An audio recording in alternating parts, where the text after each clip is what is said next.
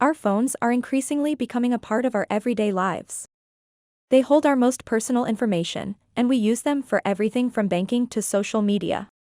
So it's important that we have a secure way to log into our apps. Face ID is a great option because it's quick, convenient, and secure. In this video, I'll show you how to use Face ID to log into apps. So make sure to watch this video until the very end to learn how to keep your information safe and secure. To get started, open up the settings of your iPhone, then scroll down and tap on Face ID and passcode. Go ahead and enter the password for your phone to unlock this.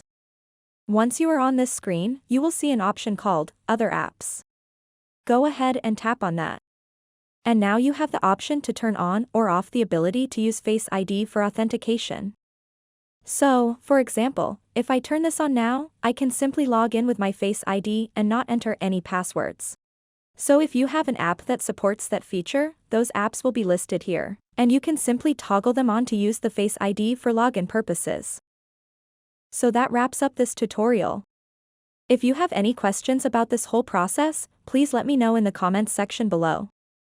And if this video helped you out, please give it a big thumbs up and subscribe to this channel for more tutorial videos like this one.